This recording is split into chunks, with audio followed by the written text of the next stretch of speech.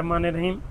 अस्सलाम वालेकुम। अक्सर काश्तकार भाई जब भी किसी फसल की काश्त करते हैं तो उसमें खादें बेढंगमली डाल देते हैं, रैंडमली डाल देते हैं, कोई भी पता नहीं होता। वो कहते हैं भाई शायद ये खाद हम डाल रहे हैं इससे फसल की औसत पैदावार बढ़ सके, लेकिन ऐसा नहीं होता। उससे फसल की औसत पैदावार भी कम हो जाती है, हमारा खर्चा भी ज़ाया हो जाता है, उसके बाद ज़मीन की पीएच भी बहुत ज़्यादा हो जाती है, सख्त ज़मीन हो जाती है। उसकी मेन रीज़न ये होती है, अगर ज़मीन की पीएच ज़्यादा है, ज़मीन सख्त है, तो हम डीएपी बहुत ज़्यादा डाल देते हैं।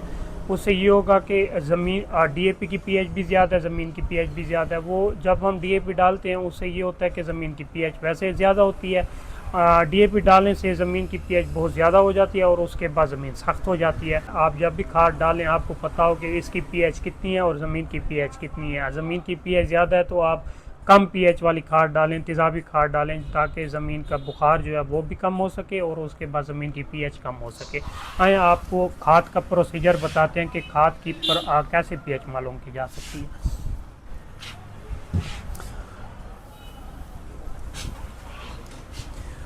ये देखें, ये डीएपी पड़ी है, ये यूरिया पड़ी है और ये एनपी है।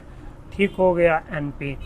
जब भी आप पीएच मालूम करेंगे कोशिश करें कि जो पानी है वो मिनरल वाटर हो, अच्छे वाला पानी हो, ऐसे ओपन ना हो, इसकी पीएच अप एंड डाउन भी हो सकती है। ठीक हो गया। ये इसमें हम ये डालते हैं और उसके बाद ये जो पड़ा है ये जिससे हम मालूम करेंगे मिरहोशोमाइसिन केमिकल है, तो इससे हम जो पीएच है वो खाद की वो हम मालूम करेंगे। ठीक हो गया। इसमें हम डालते हैं डीएपी खाद।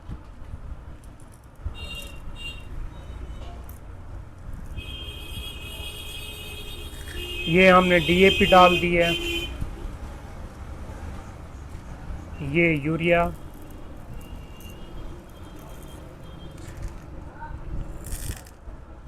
आप अपनी मर्ज़ी से किसी भी खाद की पीएच मालूम कर सकते हैं। ये मैंने 3 खादें रखी हुई हैं तो इनकी पीएच मालूम कर रहा हूँ। आप सल्फर की भी कर सकते हैं, आप एसओपी की भी कर सकते हैं, आप कैन गवारा की भी कर सकते हैं। ये देखें, ठीक हो गया। ये आ गया। इसमें अब मैं डालूँगा पानी।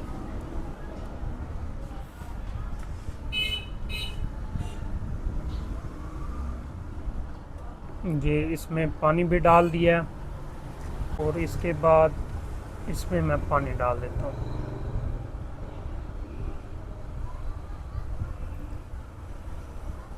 इसमें भी पानी डाल दिया और उसके बाद इसमें मैं पानी डाल देता हूँ।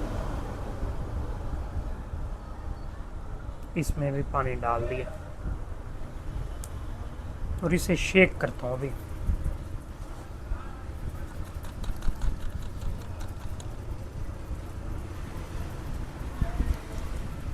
ये शेक हो गई है और उसके बाद यूरिया को शेक करता हूँ।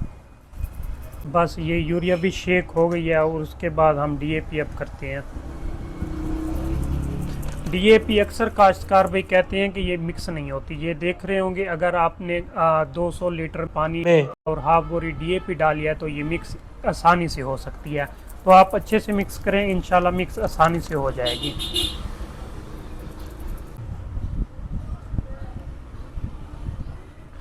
हर सैंपल किट में हम मिरहोशोमाइसिन के 2-2 कतरे डालेंगे।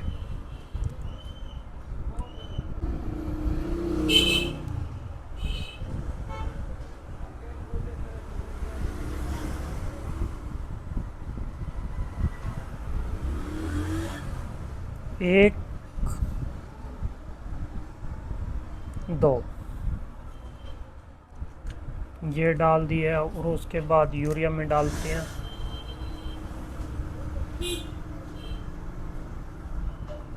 एक, ये 2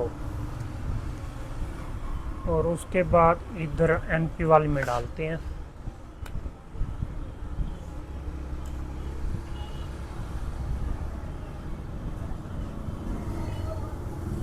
एक, ये 2। ये देखें, ये कलर चेंज कर गई है एनपी वाली। इसे शेक करते हैं आप। ये देखें, और इसके बाद इसे शेक करते हैं।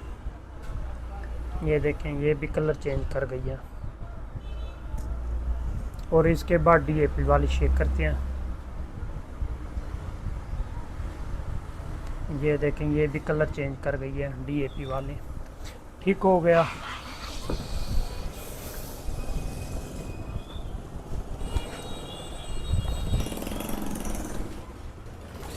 तो ये देख सकते हैं इधर जो हमने किट मंगवाई है तो उधर ये pH सारी ऊपर मेंशन है कि ये DAP की जो pH है, DAP की pH 8 और 9 के दरमियान में है। ठीक हो गया, मतलब इसकी pH ज़्यादा है। अगर आपकी ज़मीन थोड़ी नरम है तो आपकी DAP ज़्यादा मकदार में डाल सकते हैं। अगर आपकी ज़मीन सख्त है तो DAP अगर आप ज़्यादा मकदार में डालेंगे तो आपकी ज़मीन सख्त हो जाएगी। ठीक हो गया, ये DAP हो गया। और उसके बाद यूरिया आप ये देख सकते हैं यूरिया का जो कलर है, pH इसकी जो है यूरिया की 9 और 10 के दरमियान में है।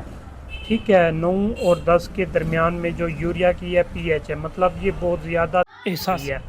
तो अगर आपकी ज़मीन जितनी भी सख्त है तो आप यूरिया कम मकदार में डालें। अगर आपकी ज़मीन नरम है तो आप यूरिया बहुत ज़्यादा मकदार में भी डाल सकते हैं।